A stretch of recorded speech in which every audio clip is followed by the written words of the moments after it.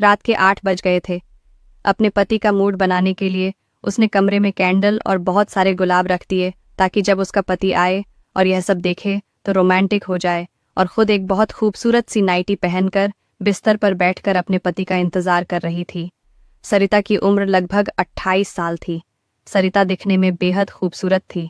उसके पति का नाम अरमान था। अरमान काम में बहुत ज्यादा बिजी रहता था। वह अपनी बीवी सरिता को समय ही नहीं दे पाता था, जिसकी वजह से उसकी बीवी हमेशा नए नए तरीके आजमाती रहती थी ताकि उसका पति उसको खुश करे। आज भी जब उसका पति कमरे में आया तो किसी से फोन पर बात करते हुए वह अपने किसी फ्रेंड से बात कर रहा था।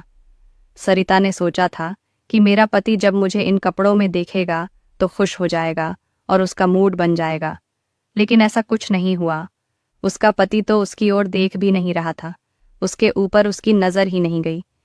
तब उठकर वह अपने पति के पास आई। अभी भी वह फोन पर ही बात कर रहा था।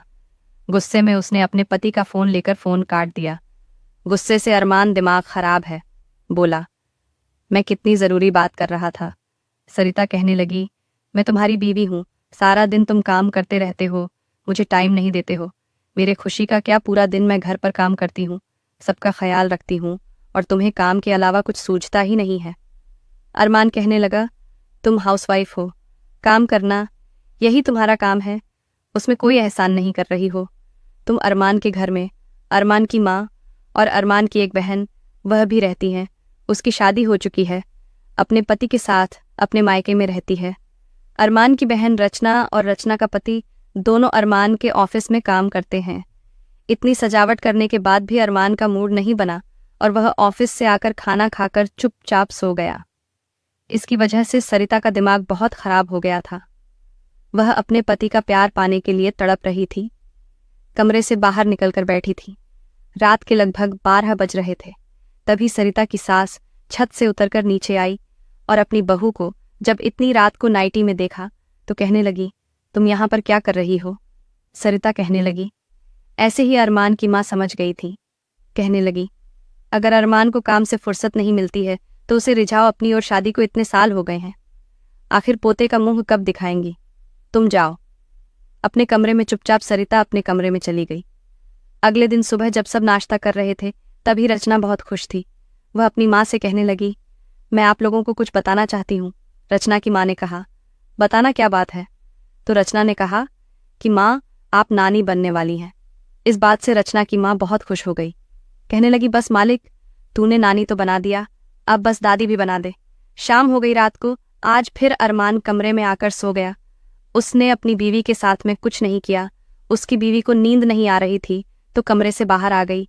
फिर उसे कुछ आवाज सुनाई थी। वह आवाज रचना के कमरे से आ रही थी। रचना के पति का नाम नीरज था। नीरज बहुत हैंडसम था।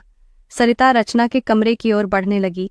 उसने खिड़की से झांक कर देखा कि नीरज अपनी बीवी के साथ में सब करने के लिए बहुत उतावला था, लेकिन रचना ने नीरज को खुद से दूर कर दिया और कहा, मुझे ये सब अच्छा नहीं लगता, चुपचाप सो जाओ।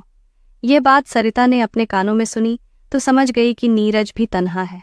नीरज को अपना शिकार बन सकती हूँ। नीरज अब उसकी तन्हाई दूर कर सकता है। नीरज का दिमाग खराब हो गया तो वह किचन में पानी पीने के लिए चला गया। पीछे से सरिता भी पहुंची और बिना कुछ बताए इशारा किया। उसने नीरज को पीछे से पकड़ लिया। पहले तो नीरज को लगा कि उसकी बीवी है, लेकिन उसकी बीवी नहीं थी, वह तो सरिता थी। उसने देखा तो सरिता को झटक दिया। कहा, भाभी, यह आप क्या कर रही हैं? सरिता कहने लगी, देखो नीरज, मैं तुम्हारी तन्हाई समझती हूँ। मैं तुम्हारा अकेलापन दूर करना चाहती हूँ। मेरे पति को भी मेरी कोई परवाह नहीं है, वह मेरे करीब नहीं आता। हम दोनों एक दूसरे का अकेलापन दूर कर सकते हैं। नीरज गुस्से में आकर कहने लगा, इतनी घटिया बात आप कैसे कर सकती हैं? आज के बाद ऐसी हरकत मत करिएगा। मैं अपनी बीवी से बहुत प्यार करता हूँ, और चुपचाप वहां से चला गया। अगले दिन जब नीरज और रचना ऑफिस में थे तो वहां पर नीरज का काम में मन नहीं लग रहा था। बार बार कल की रात की बात सोच रहा था, किस तरीके से भाभी उसके करीब आई थी। तब तक रचना उसके पास आ गई और कहने लगी, तुम्हारा काम अभी तक कंप्लीट नहीं हुआ है। मेरे भाई ने तुमको मेरी वजह से नौकरी दी है अपनी कंपनी में, नहीं तो तुम किसी लायक नहीं हो। रचना ने अपने पति को बहुत सुनाया, जिसकी वजह से नीरज का बहुत दिमाग खराब हो गया। रात को जब वह ऑफिस से आए तो अकेले बैठा था। उधर सरिता का पति सो गया था तो सरिता भी उसके पास आई और सरिता ने इस मौके का फायदा उठाया और नीरज के पास जाकर कहने लगी, क्या हुआ, बहुत परेशान हो? नीरज ने कहा, कुछ नहीं, बस ऐसे ही। सरिता ने कहा, मैं जानती हूँ यह दोनों भाई बहन हम दोनों को नीचा दिखाते हैं, बिल्कुल परवाह नहीं है इन लोगों को हम दोनों की। और यह सब कहते ही सरिता उसके करीब आती गई। वह बोला कि जब उन लोगों को कोई चिंता नहीं तो हम लोग अपनी खुशी क्यों रोक रहे हैं? हम भी अपनी खुशी के लिए जी सकते हैं। इतना कहकर दोनों एक दूसरे के करीब आ गए। आखिर भाभी ने अपने नंद के पति को फंसा ही लिया। नीरज ने अपने आप को बहुत रोका था लेकिन वह आखिरकार हार गया और दोनों एक दूसरे की बाहों में, दोनों के बीच में वह सब चलने लगा। घर में अभी तक किसी को पता नहीं था। एक दिन सरिता की सास ने रंगे हाथों दोनों को एक साथ पकड़ लिया। अपनी सास को देखकर नीरज और सरिता तो बहुत डर गए। उसकी सास ने कहा, तुम दोनों मिलकर मेरे बच्चों को धोखा दे रहे हो, इतना गिर गए हो।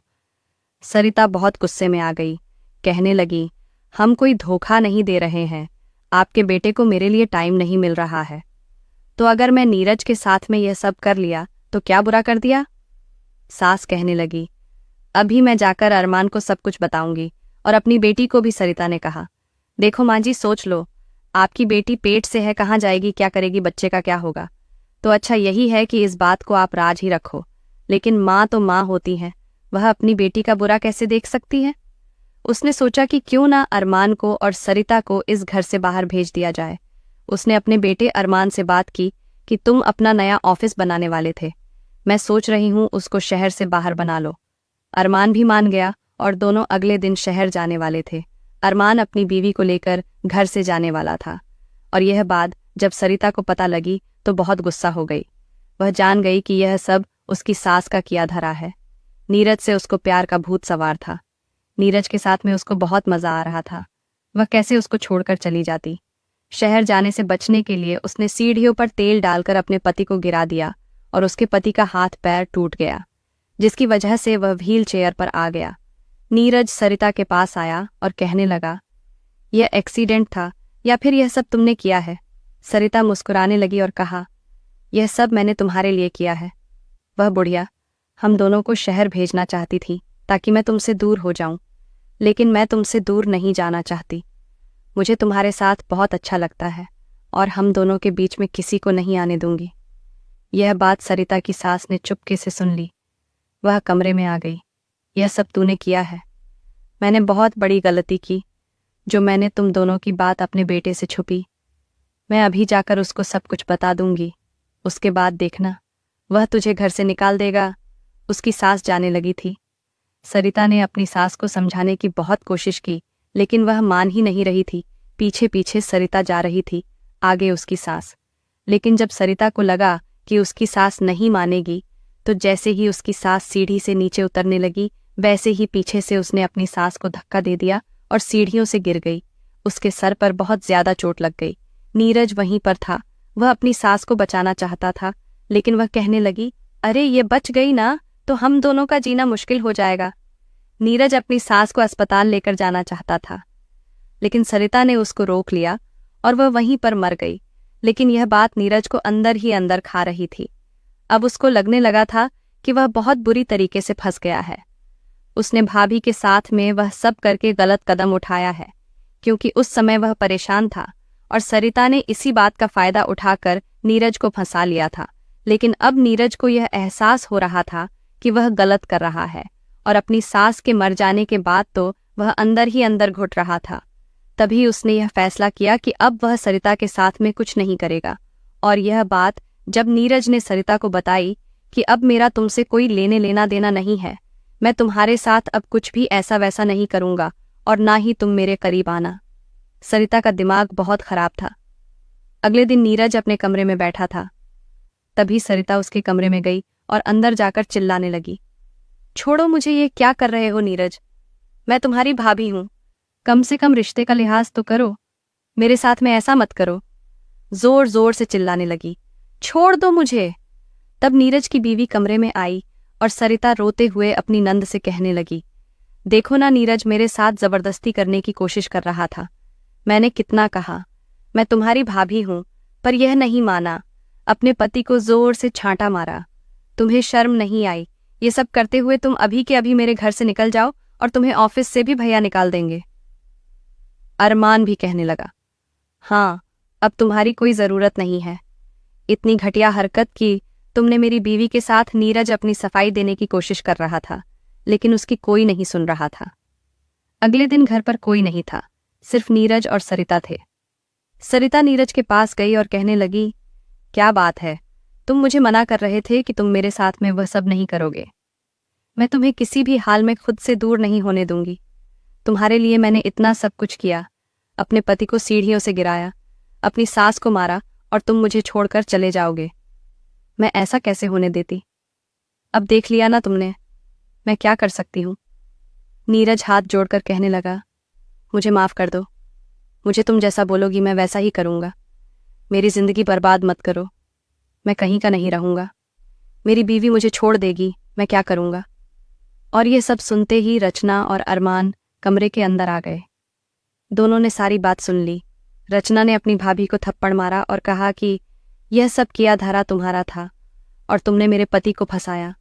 यह सब नीरज का प्लान था।